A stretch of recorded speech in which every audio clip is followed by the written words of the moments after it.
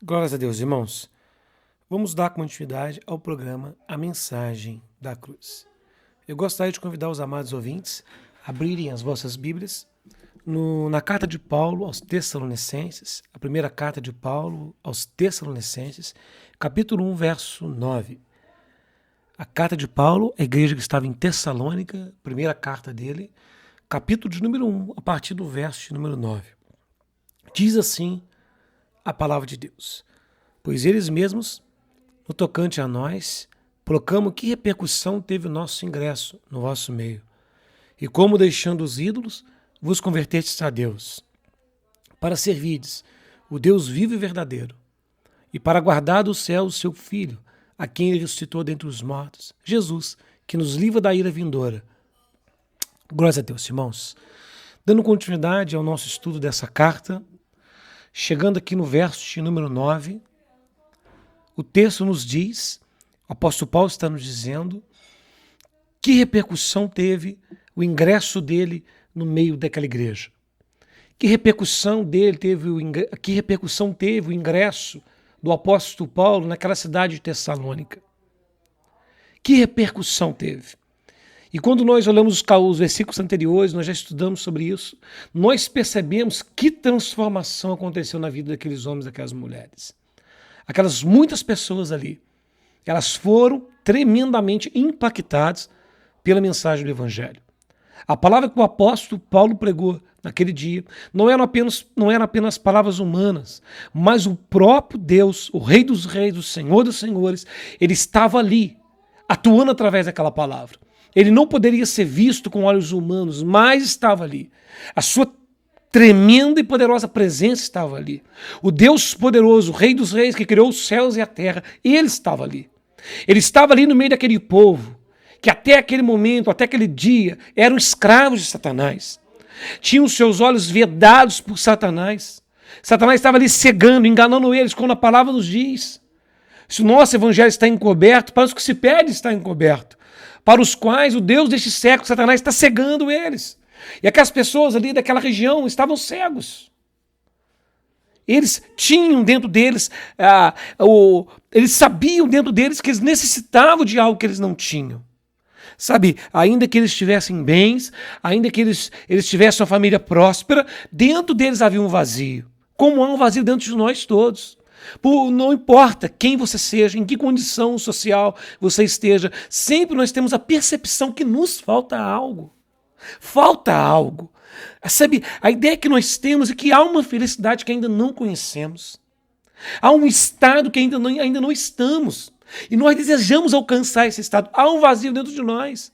Há um vazio dentro do ser humano. E nós tentamos de todas as formas preencher esse vazio. Nós vamos em busca de muitas coisas para preencher esse vazio. E nós pensamos, talvez, um bem material vai me preencher. Talvez vai ser um namoro, um relacionamento, um casamento, uma casa, um carro, uma viagem. E nós vamos atrás dessas coisas, buscando preencher esse vazio. E essas coisas se tornam ídolos. Ídolos. Porque são ídolos por quê? Porque o ídolo te engana. Você tem uma expectativa no ídolo e você é frustrado, porque o ídolo não faz nada por você, porque ele não tem real poder para preencher esse vazio. Sabe, ainda que você ganhe o mundo inteiro, quando você chega no leito de morte e você olha para a sua vida, você tem a sensação que você desperdiçou a sua vida. Porque você não alcançou algo que você sabe que existe. Porque há um estado que você sabe que existe.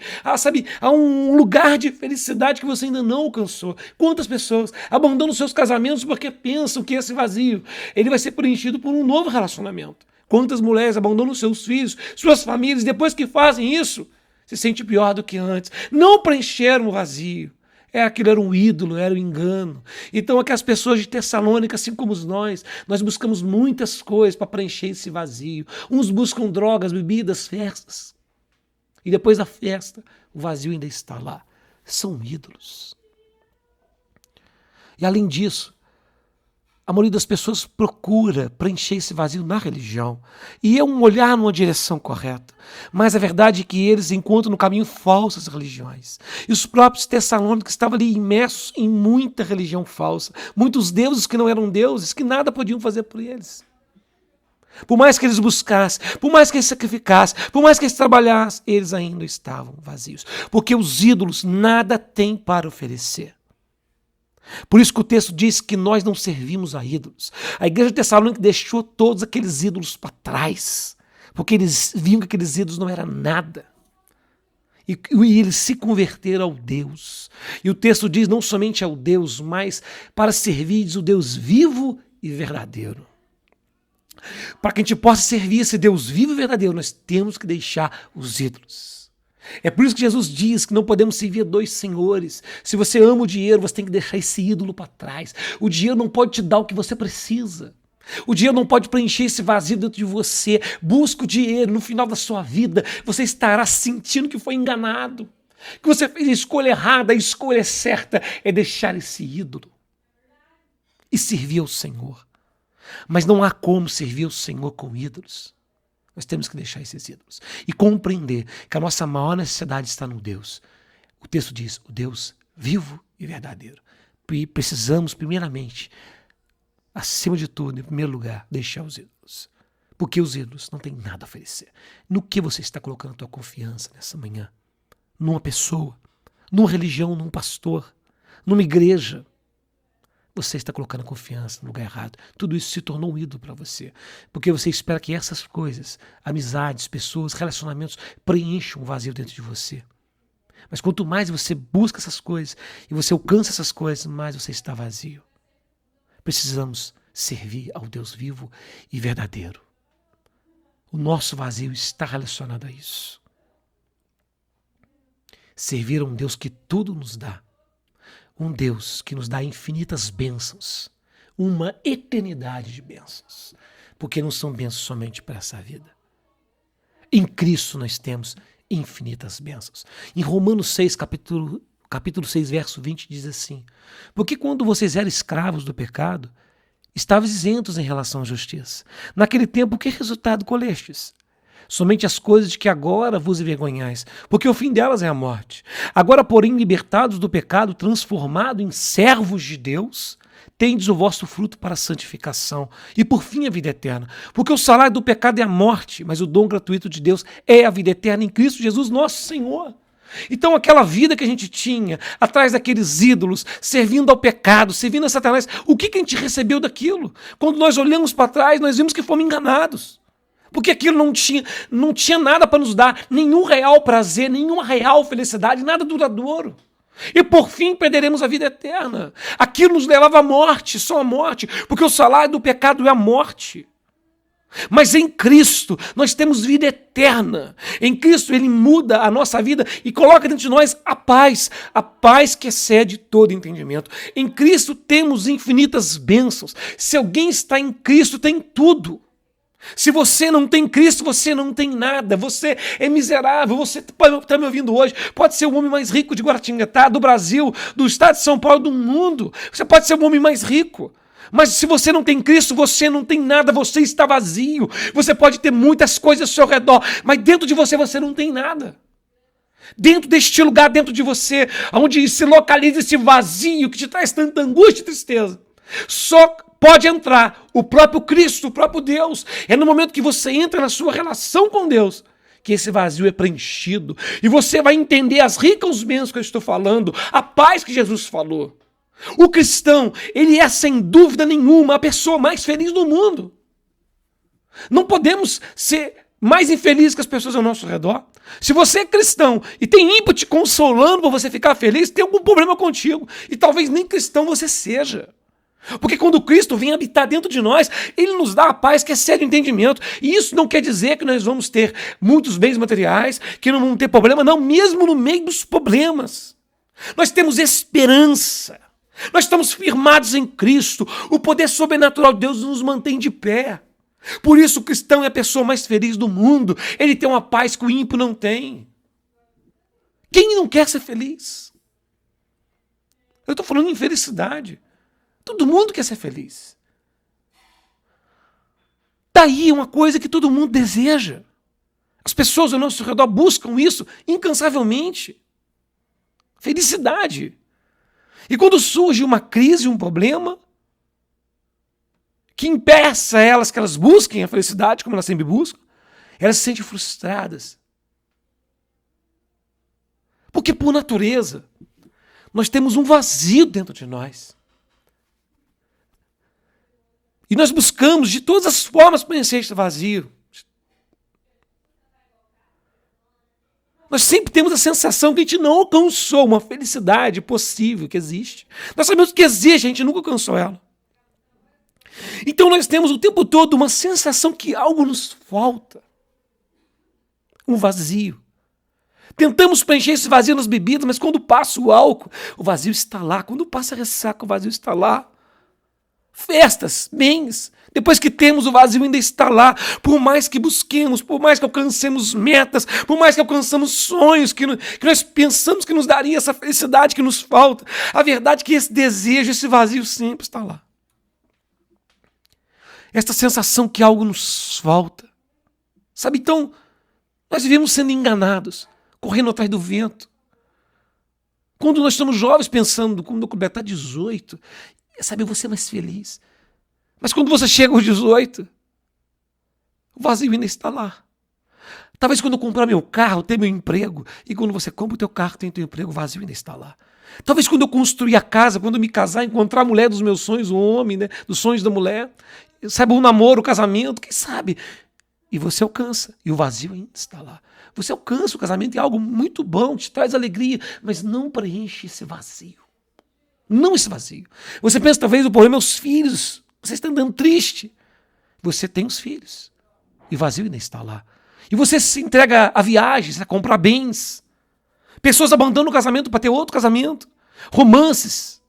Talvez quando eu aposentar, e que você está no leito de morte, e você olha para trás, você percebe que você errou em todas as suas escolhas, porque o vazio ainda está lá.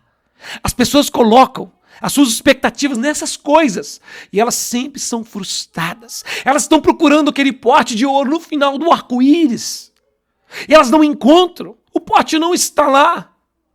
Elas olharam para o arco-íris da maneira diferente. O próprio arco-íris representa algo maior. Aliança. O arco-íris aponta para uma aliança, mas eles procuram um pote de ouro. Chegam no final da vida com essa sensação de frustração. Um vazio dentro de si. O vazio ainda está lá, você ainda não conseguiu tocar. Não conseguiu alcançar essa felicidade que você sabe que existe, que está em algum lugar. Você tem essa percepção. Não alcançou a paz que você desejava. E você, dessa sepultura, debaixo da ignorância, você perseguiu ídolos a vida inteira. Por isso que eu estou dizendo, o cristão preencheu esse vazio. O cristão encontrou essa felicidade que todo mundo quer e não tem. O cristão encontrou, ele foi encontrado, ele foi presenteado, ele foi preenchido, esse buraco negro dentro dele foi preenchido. Por isso ele é a pessoa mais feliz da terra, porque somente ele somente encontrou essa felicidade, encontrou essa paz. Essa paz está em Cristo. Amados ouvintes que me ouvem, não está em bens, não está em relacionamentos, não está em realizações profissionais, não está, ela está em Cristo. Corra atrás de tudo e você vai descer a sepultura infeliz. Somente em Cristo temos a verdadeira paz. Somente em Cristo temos a verdadeira alegria, o verdadeiro contentamento. Sabe, você fala, mas eu trabalho com uns cristãos tão infelizes. É porque esse é um cristão que não funciona bem. É um cristão com defeito, talvez nem cristão é. Se você quer essa paz, você precisa entender algumas coisas primeiro. Primeiro você tem que entender o motivo da tua angústia. Por que somos infelizes? Porque há um vazio dentro de nós. Porque o mundo está como está. Porque toda essa inquietude, porque tudo parece estar destabilizado. Porque a morte reina ao nosso redor. Por quê? Esse vazio existe porque nós fomos criados para ter comunhão com Deus. Nós somos criados para nos relacionar com Deus. Nós somos criados para isso, para sermos governados por Deus. Estamos nessa miséria porque estamos separados de Deus, estamos separados dessa comunhão, estamos fora dessa amizade. Pelo contrário, agora nós somos inimigos de Deus, estamos debaixo da sua ira, somos seus inimigos. Por isso a angústia, por isso o vazio, por isso você sente que tem algo errado. Estamos separados do Criador. Essa é a nossa desgraça, é a desgraça do mundo. Olhemos ao nosso redor, a morte reina em tudo. Pragas, epidemias, pandemias, insegurança, ansiedades, morte, tragédias, crimes. Esse mundo não está bem e você não percebe, é porque ele está debaixo da ira de Deus. Porque o pecado reina neste lugar. Estamos separados do Criador, essa é a nossa desgraça. Era para o homem ser feliz e pleno. E ele era assim quando estava em comunhão com o Criador. Quando o Criador tinha prazer na criação. Assim como Deus diz em Gênesis 1:31, viu Deus tudo quanto fizera. E eis que era bom, muito bom. Quando era bom, é quando o Criador, quando Deus olha para o mundo e fala é bom, é porque Deus tinha comunhão com a gente. E aí nós funcionávamos bem, não havia esse vazio, não havia morte, não havia sofrimento. Adão e Eva viveram verdadeira vida. Porque tinham comunhão com o Criador, porque o Criador tinha prazer na sua criação. Mas, irmãos, nós estamos longe desses tempos. As coisas mudaram. Em Gênesis 3, o homem caiu, o homem se rebelou, o homem e a mulher se rebelaram contra Deus. Em Gênesis 3, o homem e a mulher ouviram a voz de Satanás, se rebelaram contra o Criador, decidiram que não queriam mais ser governados por Deus. Ali entrou o pecado que destruiu a comunhão com Deus, corrompeu toda a criação e nos colocou debaixo da ira de Deus. Agora o Criador olha para nós, ele não diz está muito bom, porque agora o Criador não tem mais prazer na criação. Viu o Senhor, Gênesis 6 diz, a maldade do homem se havia multiplicado na terra e que era continuamente mal todo o desígnio do seu coração. Então se arrependeu o Senhor de ter feito o homem na terra, e isso lhe pesou o coração. Disse o Senhor, farei desaparecer da face da terra o homem que eu criei. O homem, o animal, répteis, aves do céu, porque me arrependo de ter feito. Porém Noé achou graça diante de Deus. Irmãos, aqui Deus olha para a criação e ela não lhe dá prazer. Ele olha para o homem e ele não dá prazer. Porque se tornou feio, corrompido, sujo. É assim que o mundo está agora. Nós estamos vivendo nas épocas de Noé. Não fomos destruídos porque Deus quis manifestar a sua graça ainda. Olha o que ele diz, porém Noé achou graça. Por isso que o arco-íris aponta para a aliança. As pessoas procuram o pote no final do arco-íris, mas é o próprio arco-íris. Não adianta correr atrás da felicidade. A felicidade não é um objeto que pode ser alcançado, é consequência de algo. A verdadeira felicidade é um estado devido ao nosso relacionamento com Deus. O mundo está debaixo da ira de Deus. Eu estou debaixo da ira de Deus. Você está debaixo da ira de Deus. Porque todos nós pecamos. Em Romanos 3:23 diz, pois todos pecaram e carecem da glória de Deus. Romanos 3:10 diz, como está escrito, não há um justo, nenhum sequer, não há quem entenda, não há quem busque a Deus, todos se extraviaram, a uma se fizeram inúteis, não há quem faça o bem, não há um sequer. Quando Deus olha para mim e olha para você, Ele vê inimigos, Ele vê essa declaração no verso 2, inúteis. Nós nos tornamos inúteis. E o que você acha que Deus preparou para os seus inimigos? Apocalipse 21:8 nós temos a resposta. Quanto, porém, aos covardes, aos incrédulos, aos abomináveis, aos assassinos, aos impuros, feiticeiros, idólatras e todos os mentirosos, a parte que lhes cabe será no lago que arde com fogo e enxofre, a saber, segunda morte.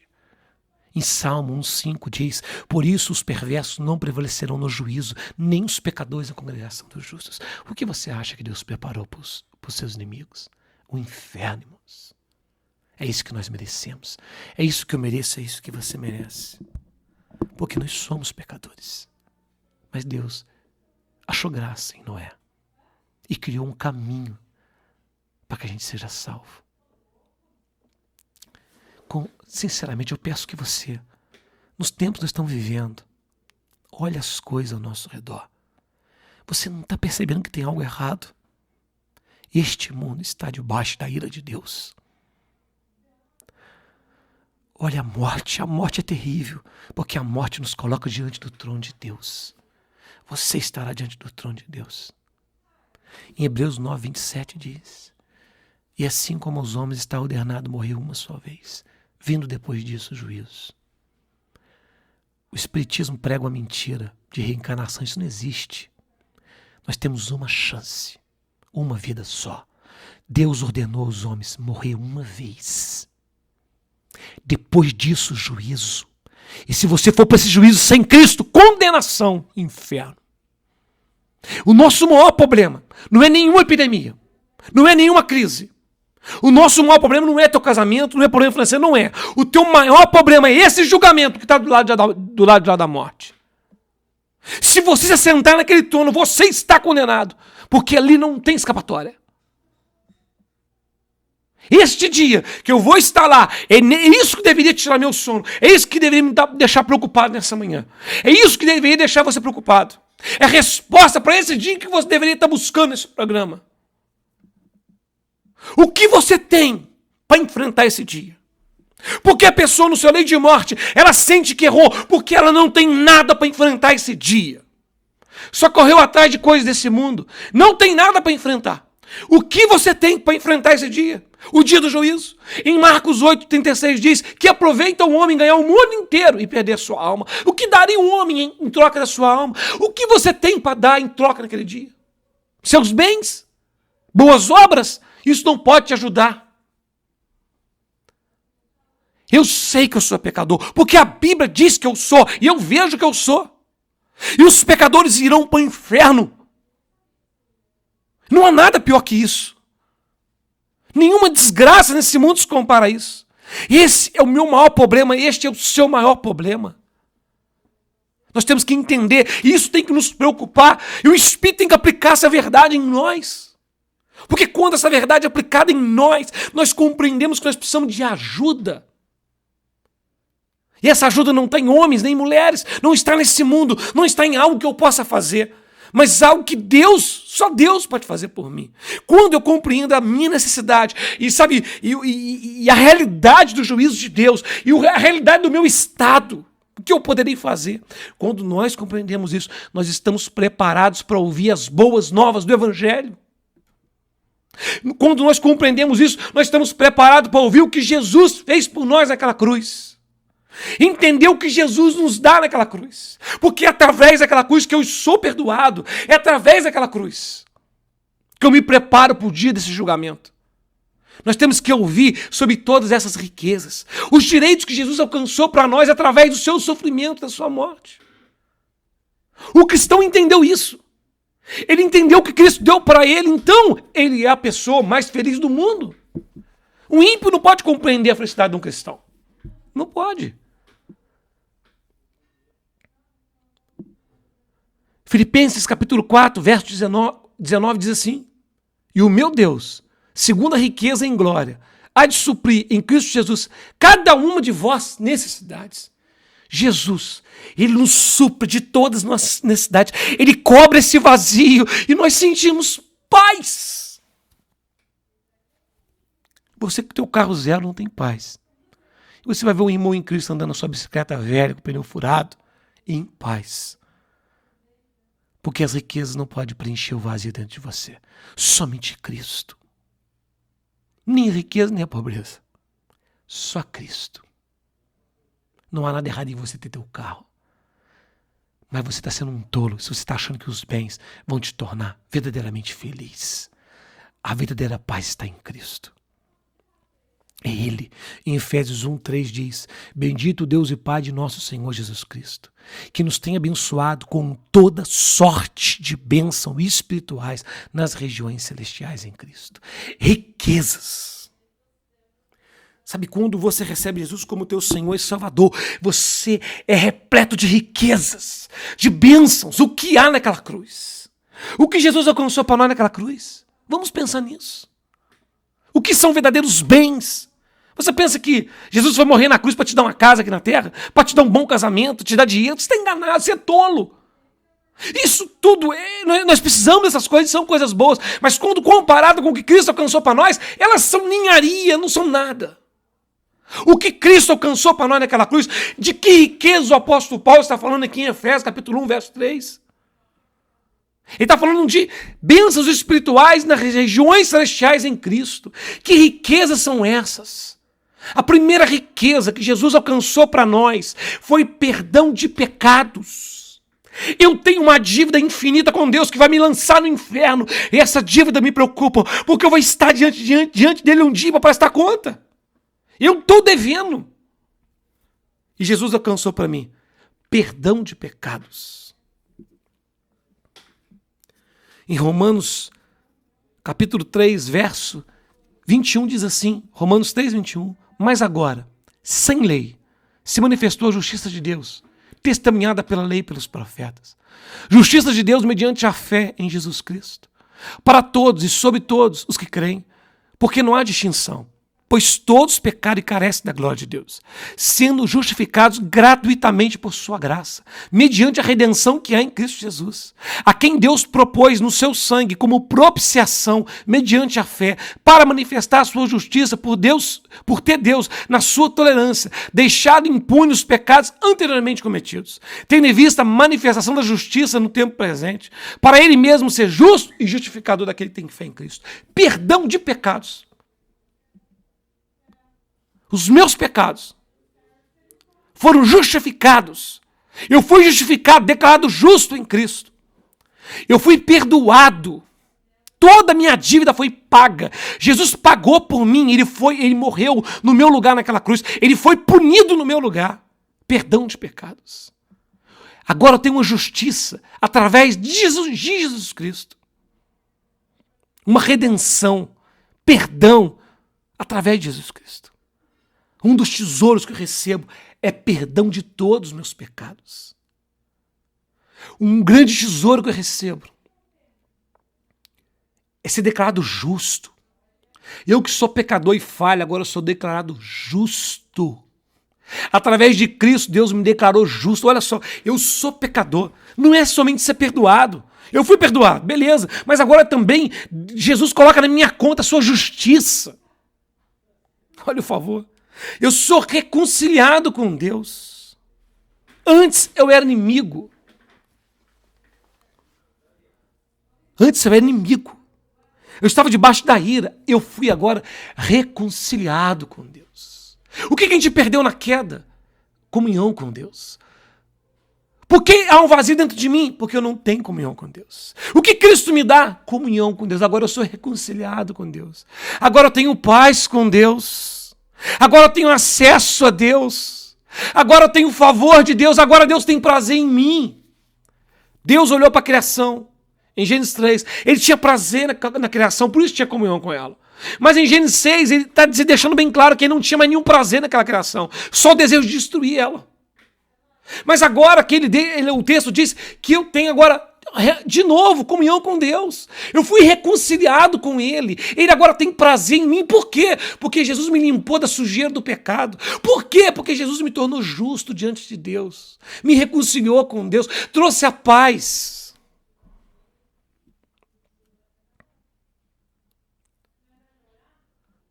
Jesus alcança para mim o direito de ser chamado filho de Deus. Oh, aleluia. Eu era inimigo, irmãos. Estava indo para o inferno. Mas Cristo morreu por mim naquela cruz. Ele alcançou para mim perdão. Me reconciliou com Deus e não somente isso. Eu não sou somente amigo, agora eu sou filho. Aleluia. Mas o Evangelho de João, capítulo 1, verso 12, diz assim, mas a todos quanto receberam o que em Jesus Cristo, deu-lhes o poder de serem feitos filhos de Deus, a saber, os que creem no seu nome. Através de Jesus Cristo eu sou filho de Deus. Tem muita gente dizendo que é filho de Deus. Vive igual o diabo e acha que é filho de Deus. É através da fé em Cristo que eu me torno filho de Deus. As pessoas não nascem nesse mundo filho de Deus. Elas nascem filho da ira, filho do diabo. É somente através de Cristo que é possível essa transformação. Olha a riqueza que Jesus me dá. Ele me torna filho de Deus. Nós sabemos que os filhos têm direito à herança. Agora não é somente ser reconciliado. Ele está falando que agora eu sou filho. Eu sou tratado como filho, amado como filho. Eu tenho direito à herança. Romanos 8,15 diz Porque não recebeste o espírito de escravidão para viver outra vez atemorizado, mas recebeste o espírito de adoção, baseados na qual clamamos Abba Pai. O próprio Espírito testifica com o nosso espírito que somos filhos de Deus. Ora, se somos filhos, também somos herdeiros, herdeiros de Deus, co-herdeiros com Cristo. Se com ele sofremos, também com ele seremos glorificados. Aquele que está unido a Cristo nesse mundo, o que sofre por causa do cristianismo nesse mundo, aquele que faz como os Tessalonicenses, abandonam tudo e se apegam a Cristo com todo o seu ser, são filhos de Deus. Receberam o Espírito Santo, foram adotados. Eles podem orar e dizer Pai, e Deus ouve. Porque somos filhos, somos herdeiros. Seremos glorificados, irmãos. Que tesouro é esse? Que tesouro é esse?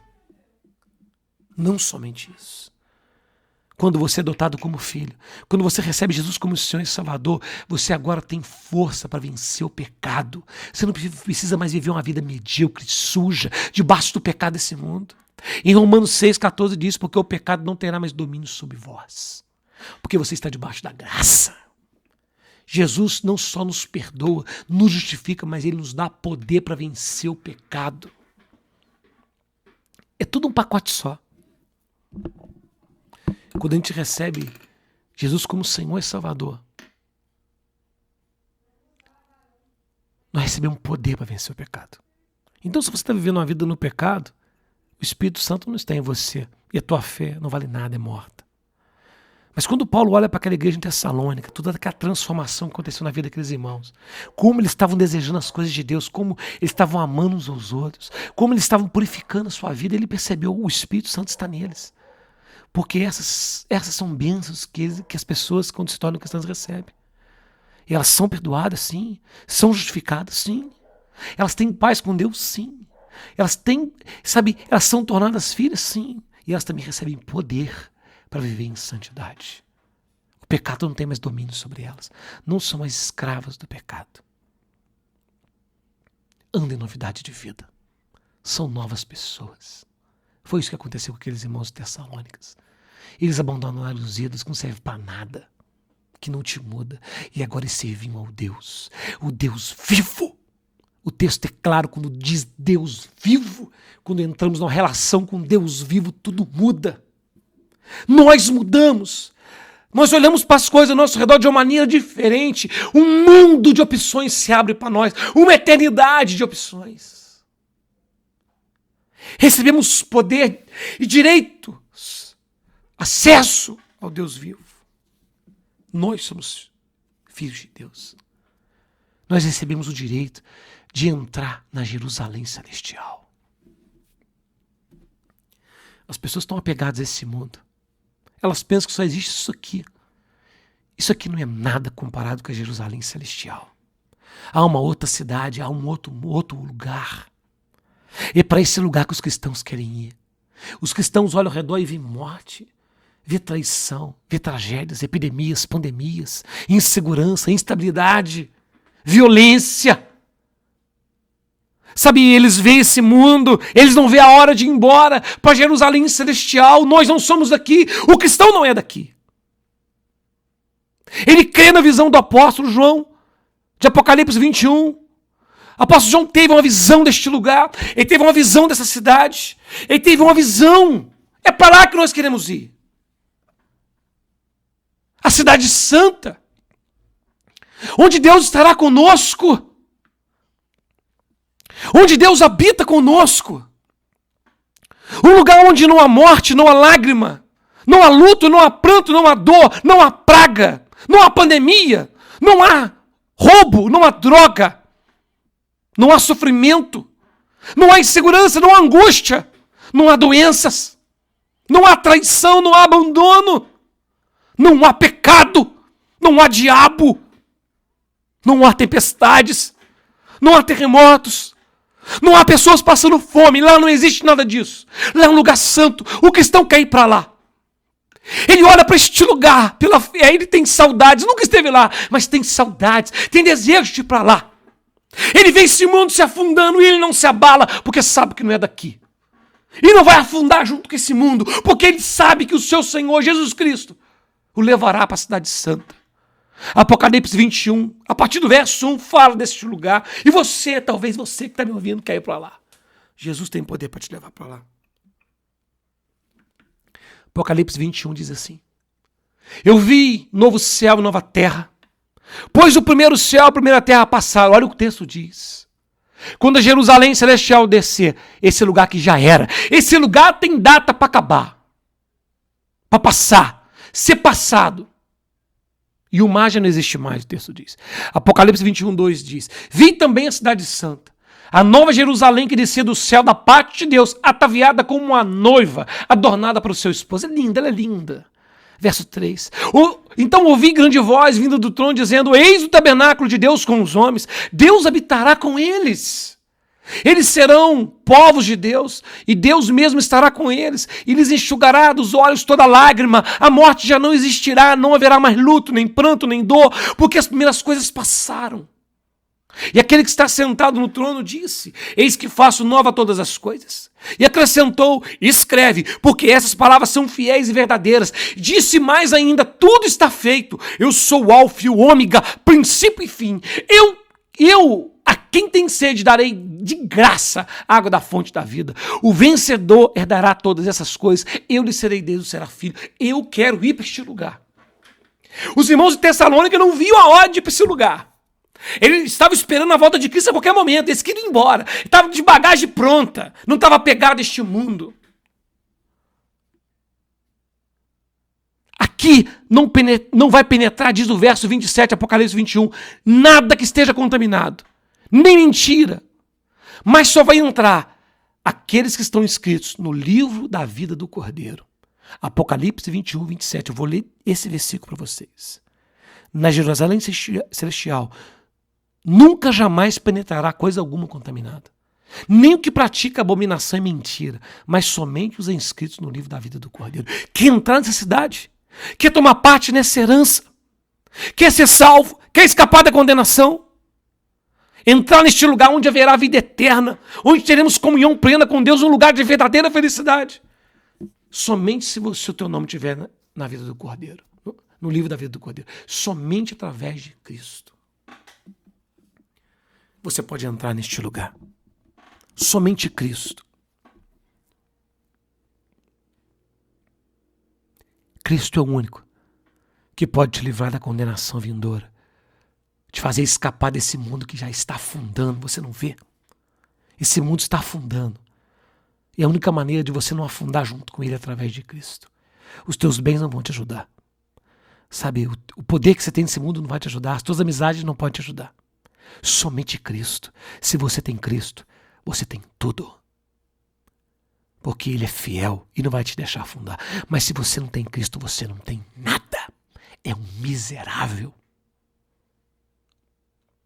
Romanos 3:21, vou ler de novo. Romanos 3:21. Mas agora, sem lei, se manifestou a justiça de Deus, testemunhada pela lei e pelos profetas. Justiça de Deus mediante a fé em Jesus Cristo, para todos e sobre todos os que creem. Porque não há distinção, pois todos pecaram e carecem da glória de Deus, sendo justificados gratuitamente por sua graça, mediante a redenção que é em Cristo Jesus, a quem Deus propôs no seu sangue como propiciação mediante a fé, para manifestar a sua justiça, por ter Deus na sua tolerância deixado impune os pecados anteriormente cometidos, tendo em vista a manifestação da sua justiça no tempo presente, para Ele mesmo ser justo e justificador daquele que tem fé em Jesus. Através de Jesus, você tem perdão de todos os seus pecados. Você é declarado justo diante de Deus. Você sai da situação de inimigo e vira amigo de Deus. E ainda assim é adotado como um filho, tendo direito à herança, tendo direito a um relacionamento com Deus. Entra numa relação de amor que dura por toda a eternidade. Mas se você rejeitar isso, voltemos ao nosso texto de 1 Tessalonicenses, agora no verso 10. Os Tessalonicenses aguardavam dos céus Jesus Cristo, a quem Deus ressuscitou dos mortos, Jesus que nos livra da ira vindoura. Os cristãos estão aguardando a volta de Cristo. Os cristãos estão aguardando ir para essa cidade. Os cristãos estão de mala pronta. Estão aguardando Jesus, o único que pode nos livrar da ira vindoura. Mas se você rejeitar Cristo, a ira vindoura vai te atropelar, vai te arrasar, vai te lançar no inferno por toda a eternidade. Que este momento que nós estamos vivendo possa nos fazer olhar para dentro de nós e nos fazer enxergar os nossos pecados e nossa miséria. Porque se você não tem Cristo, você não tem nada. Que o Espírito Santo possa te visitar e te fazer crer nisso. Sabe? E quando você compreender isso, que você possa crer no Evangelho e se voltar para Cristo e esperar nele. Ele tem poder para te ajudar, te limpar de todos os seus pecados, todos. Te limpar, para te livrar da ira vindoura, do dia do juízo, da condenação, te livrar do inferno, te livrar desse encontro terrível com Deus.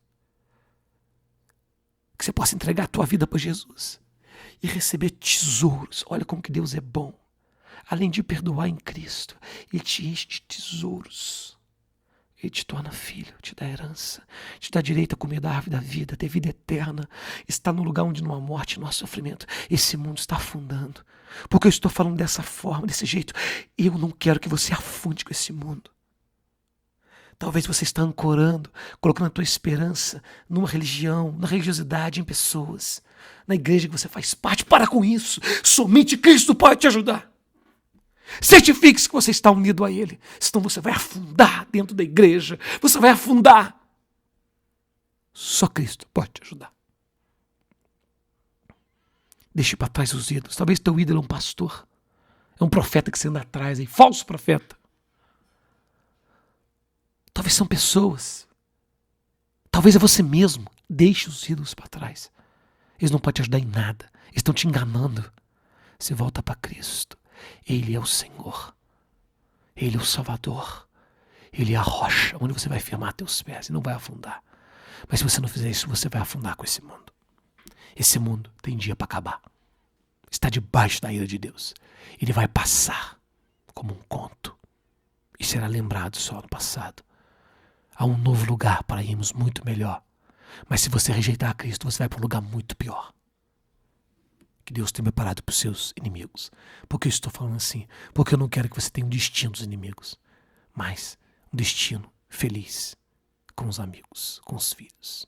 Soberano Deus, em nome de Jesus, entrego as nossas vidas nas tuas mãos, Deus. Eu te peço, Senhor, age em nossas vidas nesse dia. Nos visita com o Espírito Santo e nos dê uma convicção profunda e plena dos nossos pecados e da nossa necessidade de Cristo. Nos conduz pelo teu poder, Cristo. Nos dê um novo coração, Pai. Retira de nós a cegueira, a incredulidade e que haja em nós verdadeira conversão. Glorifica teu nome nesse tempo. Visita as pessoas nesse tempo. Visita as pessoas que estão debaixo de muita insegurança. Elas não têm no que confiar, mas que o Espírito Santo possa abrir a sua mente, seu entendimento, para que elas possam se apegar a Cristo e ter acesso a todo esse tesouro que está em ti. Tome nossas vidas em tuas mãos, Pai. Em nome de Jesus. Amém. Irmãos, fiquem em paz.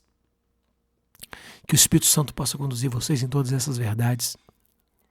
Se você quiser que eu mande essa mensagem para você, ou que eu mande todas as mensagens dessa carta de 1 Tessalonicenses, nós estamos ainda no capítulo 1, eu posso mandar para você também. Manda mensagem para mim no meu celular. O meu número é 98826-2818. 98826-2818. Você manda mensagem para mim e eu envio para você essa mensagem e outras mensagens que você possa ouvir de novo e de novo e de novo. Que você possa abandonar todos os ídolos e se apegar somente em Cristo. Faça isso. Manda mensagem que eu mando para você. Fique em paz, tenha um excelente dia.